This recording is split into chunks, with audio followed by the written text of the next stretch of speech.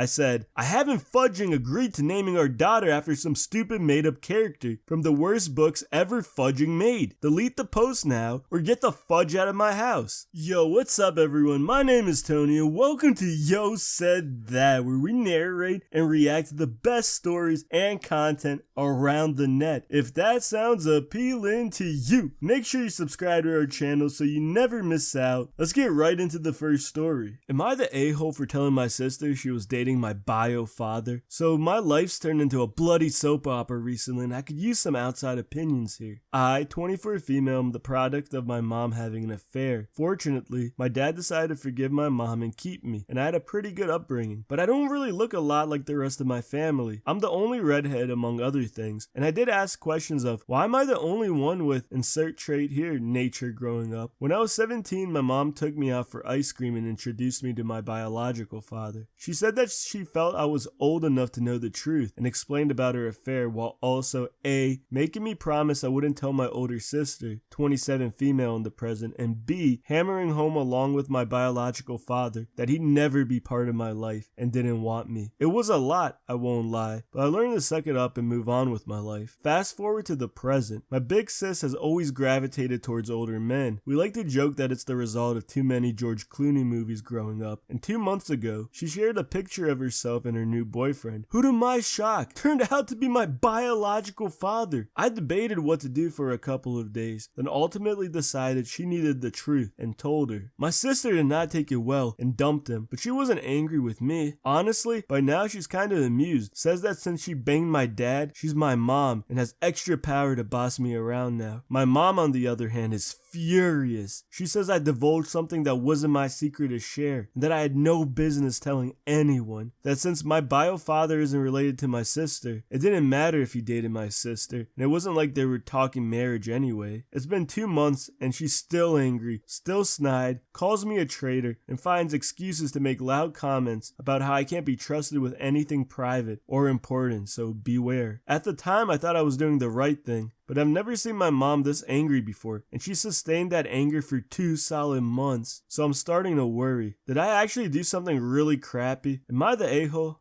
Definitely not the a-hole. In my opinion, you would have been only if you didn't tell your sister. Secondly, it's your life story. Your mom can't tell you who you can or cannot share it with. And thirdly, has your mother lost her mind? Why would she even want her daughter to experience the wiener that conceived her other daughter? One comment says, not the a-hole. She needed to know that. That's weird and a little too close to home. Also, it's kind of messed up that your older sister was never told about this key part of her family history. Also, if your bio father knew who she was and her relationship to you, that's really weird and creepy. OP responded, thank you. I don't know if he knew. On the one hand, my sister doesn't exactly have a lot of family photos in her apartment. On the other hand, social media is a thing and my sister is not trying to hide her family, so shrugs. Another commentator wrote, not the a-hole. That's creepy as heck. Imagine if your sister ended up marrying or having a kid with him or something. Your biological dad would be your brother-in-law. Your niece would be your biological sister, and your older sister would be your stepmom. Yeah, no. She needed to know about that, and you're not an a-hole for telling her, as she isn't even mad. Your mom, on the other hand, shouldn't be mad either, because does she seriously want her daughter to marry her fling? And then OP responded, my mom's argument is that I could have at least waited to see if it became more than a fling. My sister and my biological father hadn't been dating long, and she feels like a shallow, casual relationship wasn't worth getting bothered about. I feel differently, of course, but I like to think at least that she would have said something if they'd gotten engaged. Another person responded, it's better for her to know before it becomes more than a fling and she catches feelings for him. Your choice was perfectly fine to make. Not the a-hole. Am I the a-hole for not letting my boyfriend name our daughter Renesmee? My boyfriend and I are both 18 and 35 weeks pregnant with our daughter. Since the day I found out we were having a girl, he was heck bent on naming her Renesmee. Absolutely refuses to compromise. He's a massive Twilight fan. I personally hate it and would much rather that we don't name our baby after a fictional character. It kinda hit boiling point last night. For weeks I've been telling him we were coming up with something else because I'm not naming my child that. I went onto Instagram where he had posted posted a picture of us and said in the caption, "I can't wait to meet you, Renesmee." I got really mad by this. I told him to delete that or change the caption because I'm not naming our daughter that. He refused, saying his friends knew now, so we had to stick with it. I said, "I haven't fudging agreed to naming our daughter after some stupid made-up character from the worst books ever fudging made. Delete the post now or get the fudge out of my house." He left to spend the night at a friend's, and my parents who heard the argument said I should just let him name our daughter that, saying it probably means a lot to him and that I'm being an unreasonable a-hole. Am I the a-hole? Not the a-hole. Naming a kid is something both parents should agree on. He was trying to force you to name your child Renesmee, which you seem to have absolutely hated. Both parents had to come to an agreement or compromise, which doesn't seem to have happened. So with him going to social media to post a name is a real cruddy thing to do. Not the a-hole. Baby names fall into the 2 yeses, 1 no category. He absolutely sucks for the post and trying to use that as leverage to get his way. Be careful about someone who uses such a tactic. Your parents also suck for telling you to just go along with the name. At the hospital, presuming you're giving birth in one, I would tell the nurses to not let him sign the birth certificate without you. Someone responds, "This is how controlling and abusive relationships start." Another person responds, "Some might say that this describes the relationship in Twilight, so in that sense, it is fitting. OP is absolutely not the a-hole." Another guy responds, "Huh, guess we know why he's such a fan." Not the a-hole. If he's getting this bent out of shape over figuring out a name you both can agree on, then I worry about his general preparedness for parenthood. Your parents taking his side is concerning. He's wrong, you're right. Find a name you both can agree on. If he digs his heels in and says it's Renesmee or nothing, then effectively he's waiving his right to a say. Also, just for clarity, the Twilight character's name is Renesmee. If it's him misspelling it, then how big of a fan could he be? Am I the a-hole for calling the police because the family I tutor for keep leaving me with the kid? I'm an after-school tutor. Homework help and co-curricular support mostly. Test prep sometimes. I'm pretty adamant and clear that you cannot leave the house while I'm working with your child, because I am not childcare, and I cannot be made responsible if something like a medical episode happens. I also don't want there to be the appearance of impropriety. I don't need them in the room or anything, just in the house. Even still, parents occasionally try and use me as an excuse to run a child-free errand or run to the office or whatever else they do. Usually after the first warning it stops, and there's also a financial penalty. Recently I had a family where the mom evidently left during our session. This was the first time that it had happened. Eventually I needed to leave for my next appointment. I texted and called her, but no response. I was not comfortable leaving the child, 8 years old, alone without an adult present. After 15 minutes of waiting and becoming late for the next child, I got nervous and called the police non-emergency line to ask what I should do next. They said they'd send someone over. The police arrived and said they'd wait with her. Of course I have many angry calls and a negative review from this mother now, saying I've created a huge problem for her and the police think she's some kind of bad mother now, and a social services agent asked her all kinds of questions and how dare, etc. She claims she didn't realize the session was only 30 minutes and thought it would be okay to quickly leave around the corner because I would still be there when she returned. I was comfortable with the decision at first, but she seemed genuinely shaken up by her interactions with the social agent or officer she spoke to, unclear which from her message. And a friend of mine says this was an uncalled for escalation that could have actually placed the child in more jeopardy than my leaving after the appointment, or that I should have waited for the mom to return and spoken with her first as a warning. This one's a little harder for me, but I think I'll still lean on not the a-hole because it's not his responsibility to do childcare. His job was to tutor the kid for 30 minutes and then leave to his next appointment, but he stayed for an extra 15 minutes and tried to contact the mother multiple times through phone calls and texts before leaving. And the tutor also made sure that the child was safe prior to leaving. The mom could have waited 30 minutes for the tutoring session to be over. She could have had her phone on her so she could have been contacted, and she actively broke the rules the tutor set by asking a parent to always be in the house. So I have to go with not the a-hole. One commentator quoted, "A friend of mine says this was an uncalled for escalation that could have actually placed the child in more jeopardy than my leaving after the appointment." Agreed. The parent should not have escalated things by leaving you alone with a kid and being uncontactable to the point that you had to call the cops. What were you supposed to do? Just leave the 8-year-old on their own? For all you know, the mom had just gotten into a horrific accident and was unconscious or something. Someone needed to be contacted, and if she didn't leave you an emergency contact other than herself, you had no choice. Not the a-hole. OP responded, "That was actually actually what kind of crossed my mind when I called, because I thought, is there an address book, or can I ask the child to where maybe I can find a relative or someone else who can come over to watch her? But I couldn't help but think, wouldn't she want to be accessible while away from her daughter? Maybe something has happened. Definitely was concerned about this aspect. Not the a-hole, not the a-hole, not the a-hole, not the a-hole, not the a-hole. You did exactly what you should have. You tried to reach her, you couldn't, so you called the non-emergency police line. You handled it perfectly. The kid was safe, and hopefully mom learned a valuable lesson in not abandoning her 8-year-old child with a somewhat stranger. She's only mad because now police know she plays fast and loose with her kid's safety. And another person responded, and social services get involved only if they find an initial investigation that there is a pattern of behavior. If this is a one-time thing and no evidence to the contrary, social services would have walked away. My guess, this is a habit and she is in hot water. Alright, that's the end of the video. Share your thoughts and opinions on the stories today with us in the comment section below. Destroy that like button if you haven't done so already, and subscribe. You'll gain like an 8-pack, so why not just do it? Just do it already.